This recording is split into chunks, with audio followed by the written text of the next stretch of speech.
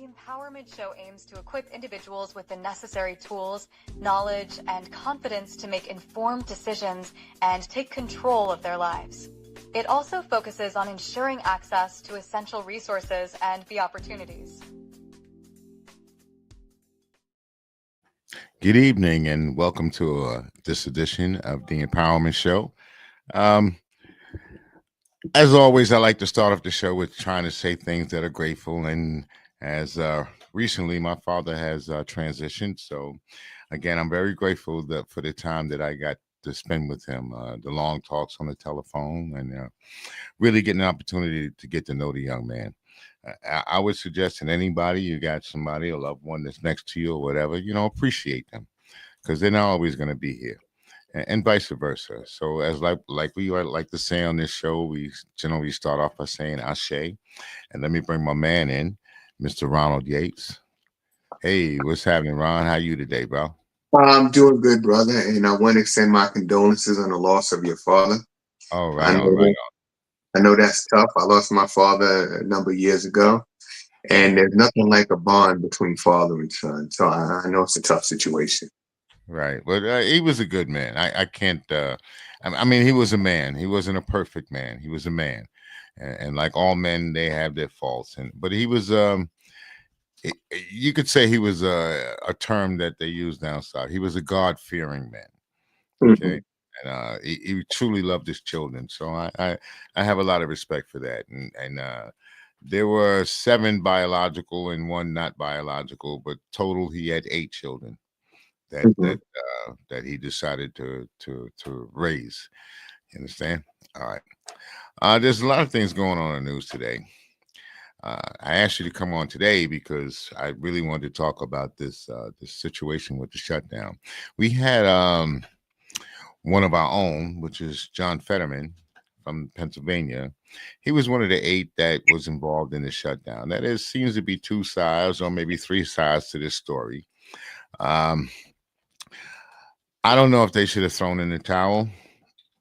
I don't know if that was the right thing to do. But again, I don't know how long they should have waited and allow people to go and suffer what's been happening as far as the SNAP program and the EBT and all of that. To me, I think if you were going to throw in the towel, they could have did that a long time ago instead of having people suffer. Why have people suffering? There's nothing to gain. You dig? You know, you raised an interesting point, right? When they decided that they were going to resist the Republican efforts to cut, and this is about the cutting of the health care to millions of Americans. When they decided to resist, you have to make, I guess, the conscious decision that if we're going to resist, we're in this for the long term. Right. And I think for both sides of the aisle, there is no winners, right? The loser is, as always, the American people. It was the American people that went without the SNAP, that went without ABT. It's American people going without a paycheck. It's American people that are, potentially going to lose homes. Um, you know, um, some are going to maybe have families that are going to break up, divorce, and other things from the stress of what's been going on these past 40 some odd days. So, certainly the American people didn't win. For the Democrats and Republicans, how do you get a win out of this? I mean, realistically, if you think about it, our government shut down because one side of our government or one side of the aisle wants to take away health care from millions of Americans. Right. What is happening in America, right, where we have a government that wants to take away health care from working class and poor people? And what's worse, after some states gave emergency SNAP benefits, the Trump administration wanted to take it back. Since when does the president go to war with the citizens of the country that he's sworn to protect? So I don't think there's any winners in what's going on with this shutdown. Hmm. You're right. I don't think there are any winners, and the only losers again are us. I have a friend. He works for the FAA, and he hasn't been paid. He's been working, and he has to go to work every day. And he's at the point where he doesn't know what he's got to do because it's coming down to where I got to pay my bills, bro. What Hmm. do I do? How long can I sustain this? You Hmm. dig? So I I would just like to ask everybody, this is an opportunity for at least the community to come together and, actually help out one another. There are food pantries available, which you can go online, you can check and see where they are. And I would ask some of these politicians, man, to stop utilizing us like we're pawns. If you're gonna fight for us, man. I mean, truly fight for us. Fight for what we need. Fight for the survivals that we need. It's like when people talk about that they're pro-life. I love to hear that term. So they're pro-life because they're anti-abortion, right? But when the baby comes out the womb, they don't want to give up the money or the funding to take care of that child. And then even as you become older, they don't want to fund it. They don't want you to be taken care of as older. So we live in a country where they don't want to take care of the young. They don't want to take care of the old. They just want to battle back and forth over some silly politics or some, you know, one side disagrees with the other. So now everybody has to suffer because of it. See? Well, um, yeah, I think what's going on, and I'm surprised that more people haven't paid more close attention to this. When Donald Trump was elected, he went and he appointed Elon Musk to be in charge of a new government department that they call DOGE, Mm-hmm. Department of uh, I don't even remember what the mnemonic is anymore, but he was supposed to cut waste and inefficiency Mm-hmm. and save the country billions and trillions of dollars. Well, since that time, the government, the Trump administration, has undertaken a number of cuts, some drastic cuts. The question is, where's this money going? Since Trump took office, and it's just since January, his wealth has increased by $3 billion, and that's what we know of so far. Mm. This money that was supposed to go to be a savings for the American people, it's not going into the pockets of the American people. So where's it going? Some of that money clearly went to pay for tax cuts for the wealthiest people in this country, wealthiest people in corporations, clearly. But the rest of the money, where's it going? I will, I believe that that money is being filtered to Trump, his family, and the other wealthy people in this, or the wealthiest people in this country. Well, I believe that. I mean, even the tariffs. I think that's a ruse because uh, Donald Trump and a few other people they have businesses in China. They still have things being imported from China that's made in China. You got an FBI director that he got stock in companies in China. So when they put a tariff on these imports that are coming into China, and we the consumers, of course, it's gonna filter down and we're gonna pay more money. And this money goes back to China. It's going back to them too because they're making money on this. This it's a Mhm. whole ruse to me, man. It's a joke, you know. It just seems that the American people are just beginning to wake up. Um, I think that, Oh, you better well, not say that word. You well, better not be woke. yeah, well, No. I think that Trump miscalculated. I think that he assumed that, like what we saw last Tuesday night, that even with the economy slumping, jobs not being created, prices Mhm. still high at the grocery store, gas prices high. I think he thought that those who are loyal to him would remain as such. But you see now, look what happened last Tuesday. Um, Prop 50, and you got to figure in California, there was not a single human being on the ballot, Mm. but millions of people turned out to support a ballot that's going to redraw the congressional lines in California. And then in New York, he railed against Zoran Mandami for months, right? Yet Zoran Mandami won by an overwhelming margin. The same happened in New Jersey with Mikey Sherrill, and down in Virginia with Spanberger. Right here in Pennsylvania.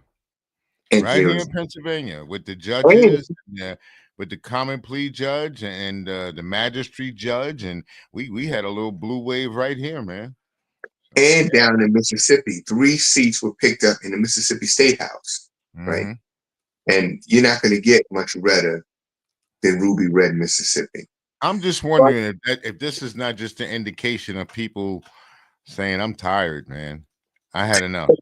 And that's exactly what it is. This is not about, I don't think this is so much as a vote for the Democratic Party as much as it is a vote against Donald Trump. And I think it also signals that people are tired of the status quo. You know, you got to figure in New York City, they elected a person born in Africa, a Muslim who's a socialist. That shows you how tired people are of the status quo in this country. Down in Virginia, the lieutenant governor, we have 2 women that are in charge of this Commonwealth of Virginia.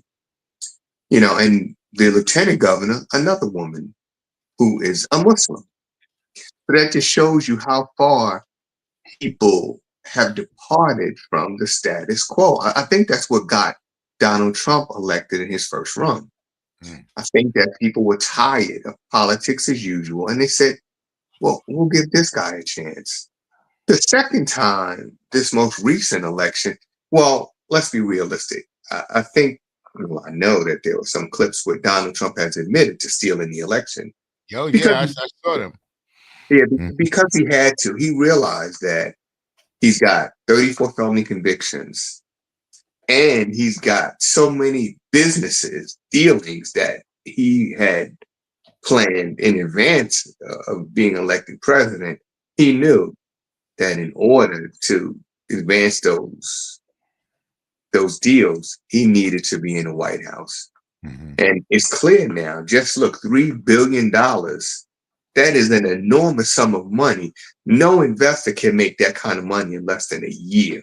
And Donald Trump has. Just last week, he pardoned the cryptocurrency king. Goes by the initial CZ. This guy, we're told, was involved in money laundering for terrorist organization, sex trafficking. And yet, he's also in bed with 2 of Trump's sons, Donald Jr. and Eric. Yep. They're making billions of dollars. And what does Daddy do? He pardons him. Yep. Just like he pardoned Rudy Giuliani and a host of others. Oh, did you see that? I saw the amount of people that was pardoned. When I saw Rudy Giuliani, I said I couldn't believe it.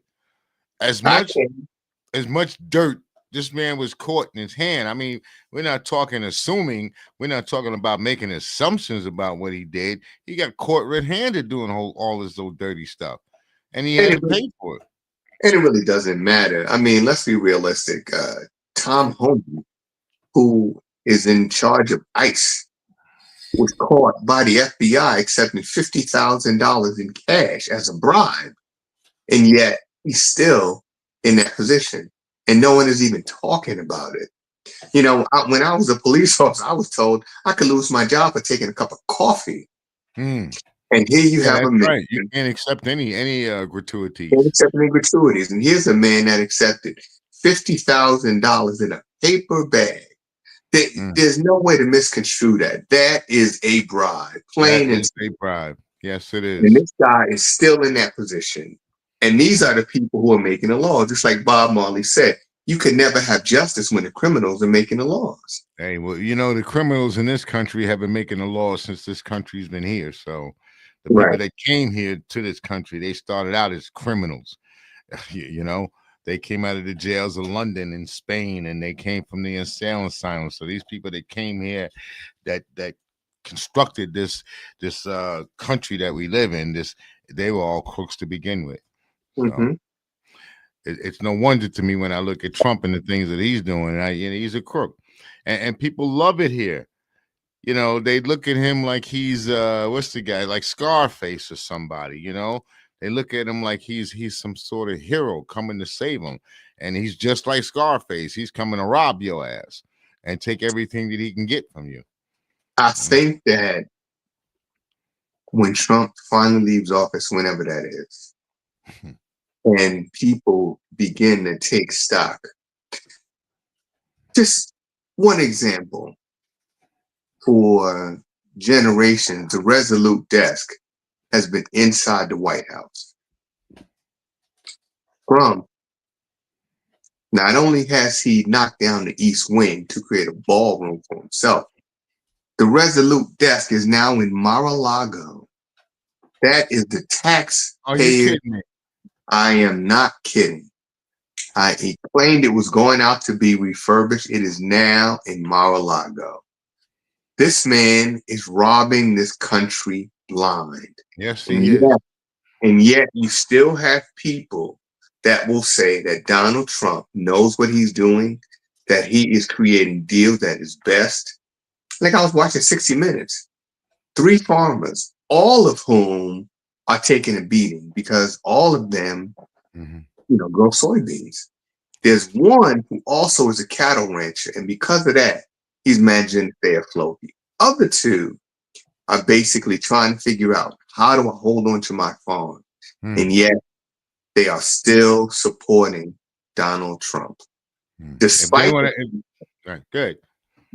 the fact that Donald Trump has given Argentina $40 billion to prop up their beef industry, as well as to grow soybeans. So you basically eliminated the market or created competition for American farmers who sold all of their soybeans in China. Now with the tariffs, these farmers have no market to sell their soybeans. Many of them are going to lose their farms. Well, China doesn't have that problem. They just switched over and started buying from Argentina. But did you hear that he also wants you to buy beef from Argentina as well? So that cattle rancher, he's going to end up having an issue too. Most certainly. And probably Trump is invested in the Argentine cattle. Wasn't there some sort of clause or something in the presidency where they couldn't earn any money while they were in that office? Well, there is something called the emoluments clause, which says that they cannot run their businesses while they are in office, right? It's a conflict of interest. But even in his first term, Trump was profiting from his businesses while he was in office. I mean, let's be realistic. His hotels in D.C., he was renting rooms to people like members of the Secret Service. Yeah, charging them. And charging them while you're sitting in the White House. So basically, the emoluments clause is on the books, but it means absolutely nothing to Donald Trump and those around him. Well, it doesn't seem to anything much means anything to Donald Trump. The Supreme Court makes ruling. He doesn't, the hell with you. I'm going to do what I want to do. And it's 19 attacks already, I think, out there that they've blown up books, like 78 people that's already been killed and still haven't proven that any drugs have been involved. But they're trying to put that persona out there that these people are trafficking drugs. And this is why maybe he wants to go to war, or maybe he wants to go collect that $50 billion that's on the head of the president there. Yeah, I don't know what he's doing there. Well, Trump knows full well that Venezuela has lots of oil. He also is well aware that Venezuela has lots of gold. And he knows that, we've isolated Venezuela and turned this country into a pariah nation. What exactly has Venezuela ever done to threaten the U.S. in any significant way? No, because they don't make any fentanyl there, so I don't understand it. Well, Trump is trying to say that, people are dying from fentanyl, and but of course, fentanyl comes from places like Afghanistan. China. Well, more so Vietnam, places like that. But the reality is that, he's trying to place blame on the Venezuelans. And let's be realistic. We have been after Venezuela going back to when Hugo Chavez was president, even before that, Mm-hmm. right? Trying to isolate Venezuela. And now we have naval vessels surrounding that nation. So it's just a matter of time before the actual shooting starts, before the bombs begin to fall on the cities and towns of Venezuela. Well, he's got And the Navy. He's got everything in place now. Everything. But I was also reading that the Venezuelan, they're loading up with their military now. They're starting to pull out their military guns. well, they don't really have a choice, right? I mean, attack is imminent. You have more and more naval assets, heading into the area, right? They just redirected the latest naval carrier into the region. By now, they're on station, and it's just a matter of time before Trump gives the order, right? I mean, he's been given these illegal orders for some time now to blow up, civilian vessels without provocation or justification. It's just amazing that the Navy has not refused to carry out these orders because they are illegal. They violate the You know uniform. what he did, though? This is what Trump did. Anybody that was in charge, he fired them. In the military, the legal people, he got rid of everyone. Anyone that would defy him, he got rid of them. And the people that were put into their places, they weren't qualified to be where they are, or they were just puppets. So whatever Trump says, they're gonna do it, whether it's a lawful order or not. So you mean Pete Hegseth? But Oh, the reality is, right, that as I don't care, from the lowest private to the highest ranking general, you can refuse an illegal and unlawful order, right? I mean, I learned that when I was in the military. If somebody tells you to shoot on unarmed civilians, you do not have to. Nope. Right? Because if you elect to shoot these people, well, you know what? The person who gave the order will probably say, I never gave such an order. Yep. Right. And you will be left to deal with the consequences. Yeah, it will you'll be left up in Fort Leavenworth. If you're lucky. Yeah. If you're not executed, right? Yeah, if you're not executed. They do that. Right. They're doing that now too, right? The executions. I think Trump said he wants to bring that back. Well, yeah. I don't think he realizes sometimes what he does, because I don't think it's clear that Trump doesn't do a lot of thinking, right? He's crafty, but in terms of thinking, he doesn't realize that eventually he's going to have to leave office one way or the other. Now, I know a lot of the Democrats are gearing up for 2028.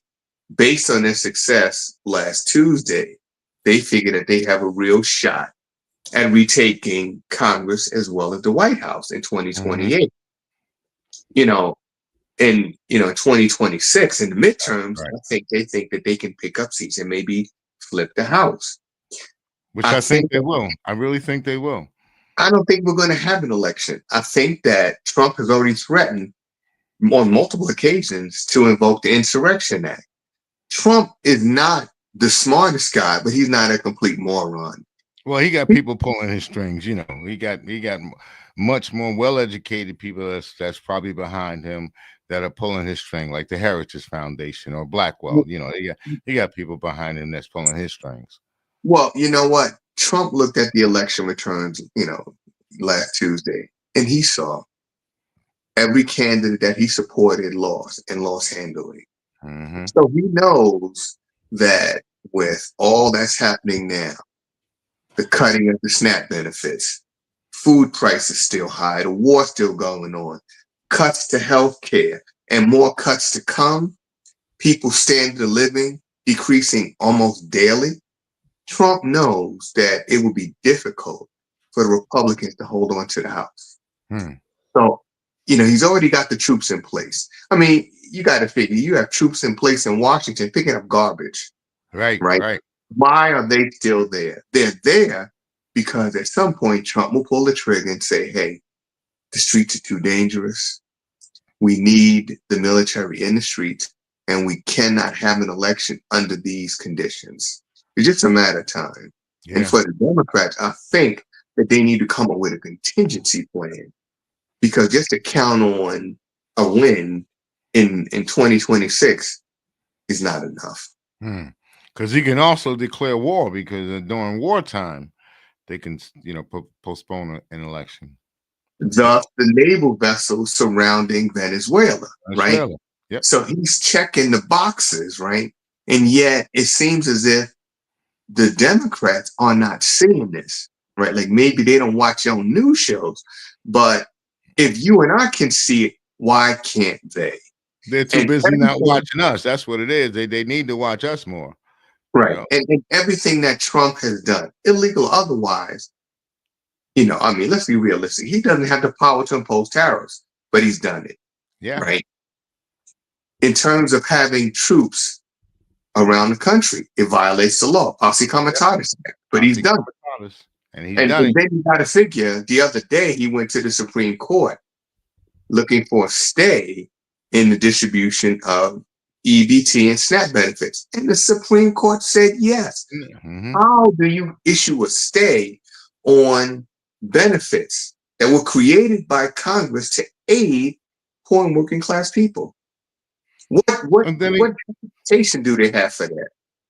I was always under the impression that the executive branch, they don't own the purse strings. That's up to Congress to decide where resources are going to be allocated. That's not up to the office of the presidency. It's not. In fact, when the Constitution was written, the weakest branch was the executive branch, because the framers of the Constitution were afraid that somebody like Donald Trump would come along one day and amass so much power that power will be concentrated into one man's hand. And that's exactly what's happening in this country.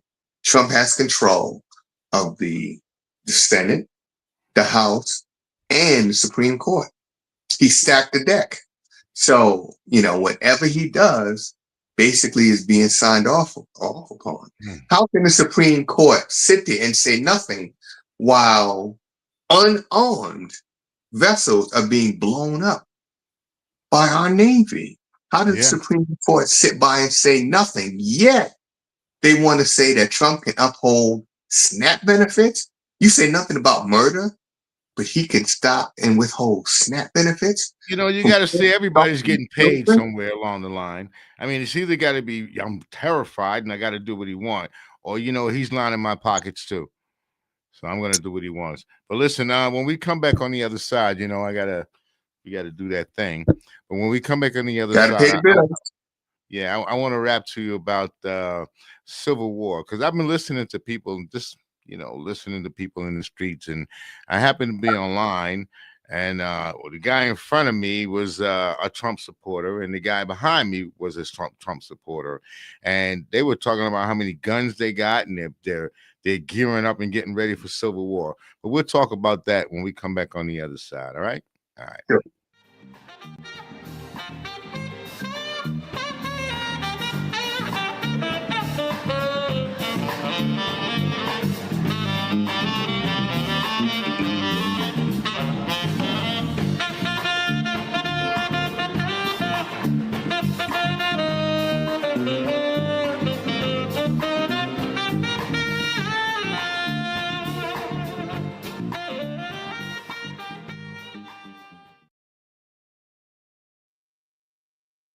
All right, we're back. I'm black, you're back, and I guess you're black, and you're black, and I'm black, and we're back. What's happening? Well, so let's talk about that Civil War thing. I mean, that's people want to have this Civil War. Seems to be kind of one-sided. I don't hear too many brothers talk about it, but I do hear, in the wind, I can hear from the white supremacists, I call them, and the Proud Boys, and I don't even want to use that term anymore, because there's other ownership that those guys actually didn't own it, so they had to get it taken away. But like the Oath Keepers, those type of organizations, that they're like gearing up, getting ready for a Civil War. What the hell is that about? Well, it's nothing new. We've had militias in this country for centuries, right? We've had people, isolated groups that have wanted to have race wars, right? That want to keep America white. We have some towns that are now supposedly all white towns, right? Mm, Um, so that's nothing new. I think that maybe since Trump has been elected, and I'm talking about the first time, that sort of talk now is more prevalent than it was before because Trump kind of gave the okay. mm. Um, I remember right after he was elected, they had the demonstration down in Charlottesville, Virginia, and you had white supremacist groups show up who led to a violent confrontation where people were injured. One young lady was killed. And Trump's response was, well, they were fine people on both sides. Yeah, please. Right. Mm, So, they've been given pretty much the green light. But I think that for them, I think that their thinking is behind the times. I think that they're thinking like, black folks are like in the days of Dr. King, nonviolent, peacefully marching through communities and allowing themselves to be beaten and abused. mm, Well, in 2025, I wouldn't suggest that white supremacists show up in a black neighborhood and burn a cross. mm. I wouldn't suggest that they come in there and threaten, you know, to harm people because I don't think, in fact, I'm pretty sure that the mentality has changed, that there are black people now who are heavily armed and well trained, just as well trained as they are in self defense and in the use of firearms. Mm. So I think that it would behoove them to go and, burn their cross out on the piece of property that they own and maybe walk around the burning cross and sing some white supremacist songs and be happy with that and maybe get drunk.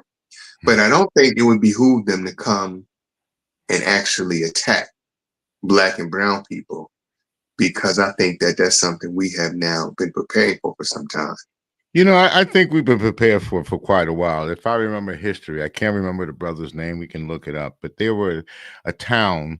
It was in the South, and a lot of the brothers that were people that lived there, it was an all black town, built by Mhm. black people, the whole nine. And when the white supremacists decided that they wanted to raid the town, a lot of the black people stood up. Now, a lot of the men that were there had just gotten back from the Civil War, so you had a lot of soldiers that were in the town, and they stood up and they ward off the white supremacists, and they had never came back again. The Ku Klux Klan, they never came back again. But today, the Ku Klux Klan, to me, they've taken off their hoods and they put on the masks and they wear the little ice things on the back of their vests, and they go out here and they're harassing people and they're kidnapping people off the streets. They're even getting to the point where they're violent and they're beating on people. And then you have some other ones, not like yourself, but you have some police officers that also have taken off the hood and put on a badge and a gun. The young man we talked about him earlier, that was he got charged with second-degree murder Mhm. for the woman with the boiling Gavin. What's his name? Gavin something or another, something in that term. I don't remember his name, but it Well, doesn't I know matter. you're talking about Sonia Massey. Yeah, yeah, Yeah. that was the woman that got killed by Yes. that police officer, and the police officers got charged with second-degree murder. Well, he's Right, actually convicted now. He's a convicted felon now. right, right. So, but Yeah. I'm saying is that they've taken off the hoods. They don't wear the hoods anymore. They wear badges, they wear guns, they wear suits, they wear ties. They're coming at you now with contracts and ownership of this and this law and that law, and this is how they're coming to attack you. And they're winning. They're winning. I think that their tactics are the same old tactics, right? And I think that's part of their problem, right? Mm, Because they're still thinking that what they did, 50, 60, 70 years ago can still be done today, right? And I think that that ship has sailed. I think that black people in this country, for the most part, are like, hell no, you know. If you're coming for me and mine, I will defend myself to the death if necessary. And I think that for those folks who talk about, civil war, civil unrest, or race war, they're thinking that they're just going to go shoot people and nobody's going to shoot back. And, I think that is foolish to assume that you're just going to go into town, or to some neighborhood, shoot it up, kill people, and nobody's going to make an attempt to defend themselves. It's one thing to talk tough. It's another thing to be under fire. And I think that for the most part, a lot of these guys who you see them walking around, with these AR-15 strapped to their chest, right? I mean, that's a show of force, right? Mhm. You try to intimidate people. But what happens when somebody, that doesn't look like you has the same or similar weapon strapped to their chest? Did you go out? When Did your mic go out? Okay, yeah, your mic was going in and out. What were you saying? I was saying, you have these guys that walk around with these AR-15 style weapons attached, strapped to their chest. Hmm. And it's a show of force, it's the intimidation factor. But when you have people that look like you and I walking around with the same or similar style weapon strapped to our chest, now what? Well, I mean, that we're criminals by default, regardless. But my thing is, you see what when I talk about the Civil War, if you want to talk about, sort of say, you got a young lady. She was a cleaning woman per se, right? She yes, goes to a door. The guy shoots to the door. Boom, boom, kills her. right. These incidents have been taking place over and over again, and people have gotten away with it because it's I feared for my life. That's like one of the new terms is that I feared for my life. So it gives them a way to get away with it. Now these things have been going on over and over again and too often. And this is the way that they plan to get rid of you. But like I said, they're doing it legally because a lot of these things are being whitewashed. And as far as like us knowing about what took place, you know, we're learning that they're whitewashing the education. So a lot of the young people, younger than us, down even younger than their 40s, they haven't learned any of this. They don't know anything about what took place because they hadn't learned it. When we talk about what was it, Black History Month, and that all you ever talk about is like Martin I Luther think your, King. I think your camera went out. Yeah, I'm good. Don't worry about it. Just Okay, you keep doing you. I'll be right back. I'm right here. I haven't gone anywhere. But okay. I was when they talk about Black history. Who do we always talk about? Martin Luther King, the march. It's the same old story. But we're not learning much about like what took place with Malcolm X. How about what are you talking about? Muhammad Ali, the things that he did. They don't teach that in school. They don't teach the type of pride and stuff that we exhilarated. That's not what they teach. They're teaching us again more and more how to become docile because they're dumbing us down. Well, you know what? It's not their responsibility to teach those things to our children. It's our responsibility. And going back to what you said about the killing of Sonia Massey and the young woman who just killed the tragic killing of this 32-year-old woman, 4 children died in her husband's arms. What people have been using as their defense is staying your ground laws.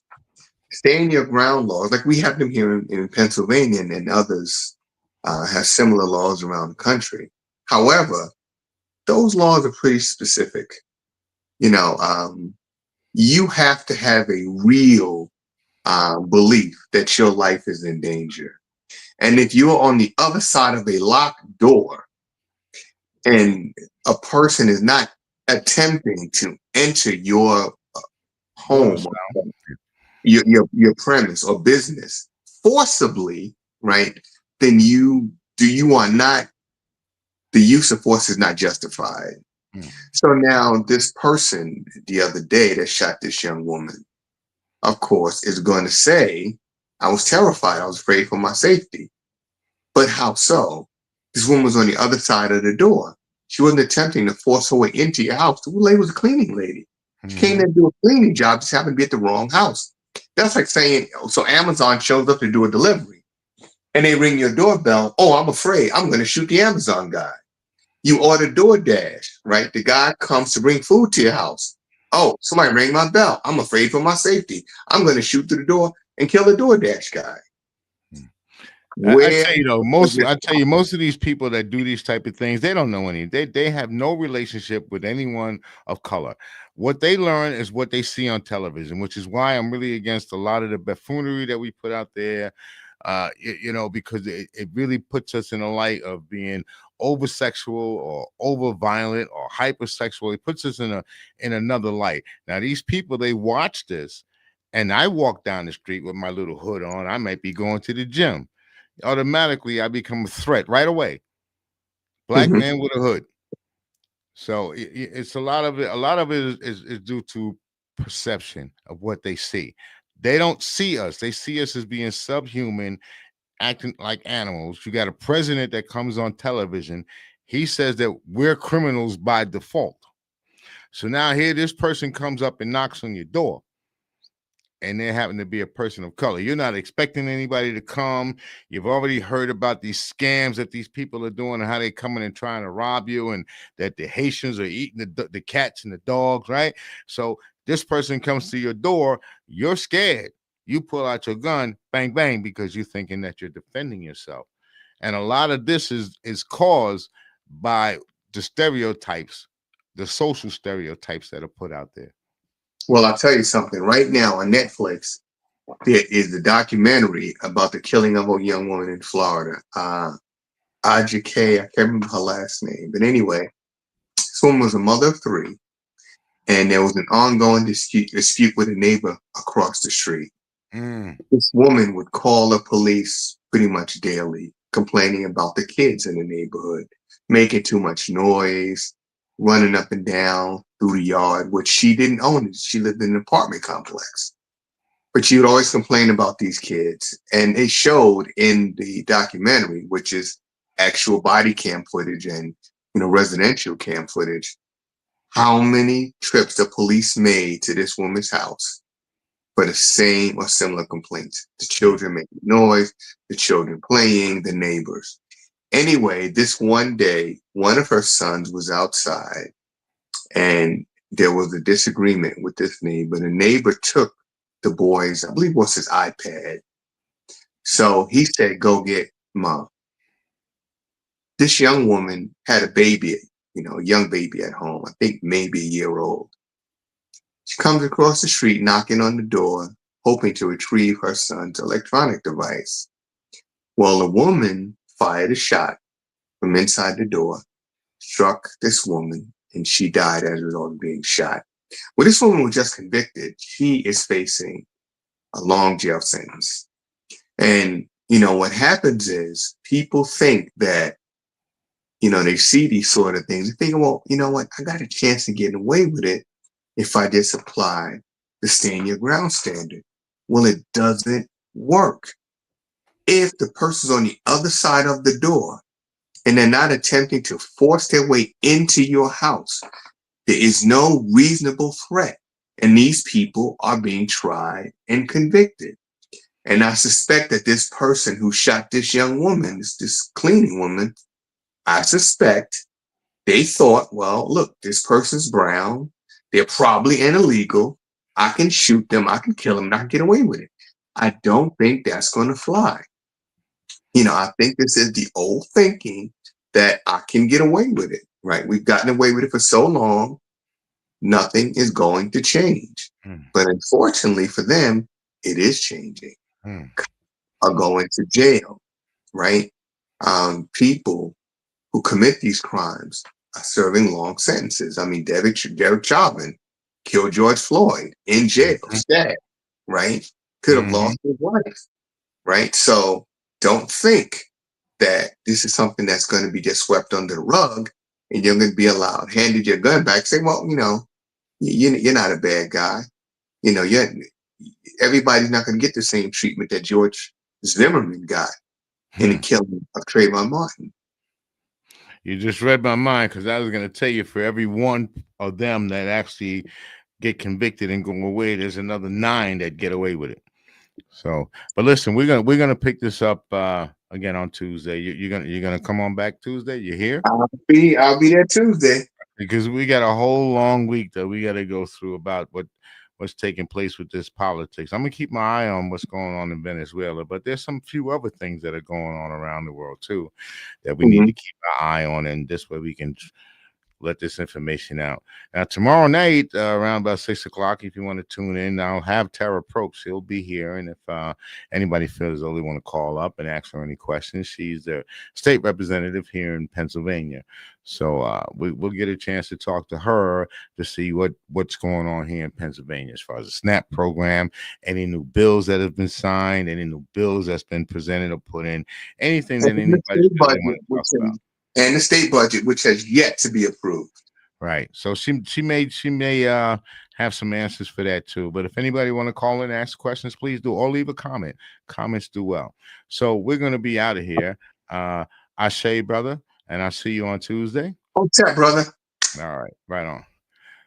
All right, thank you guys for tuning in. My name is Kendall Stevenson, and this has been the Empowerment Show. Again, like I said, tomorrow night, 6 o'clock, we have another show that will be coming on, and we'll have Tara Probst coming on. Also, on Monday, we did have a new show. We do have a new show, and her name is Anna Lopez. And it's hanging out with Anna Lopez. She's also a person from Pennsylvania. She's in charge of the school board, I believe, in the Poconos. Anyway, she's a very, very interesting person to talk to. Again, tomorrow night, we also have Sharing a Light with Chris Matthews. So tune in. We got a lot to talk about. Again, thank you guys for tuning in. We say Ashe, peace, always be yourself because everyone else is taken.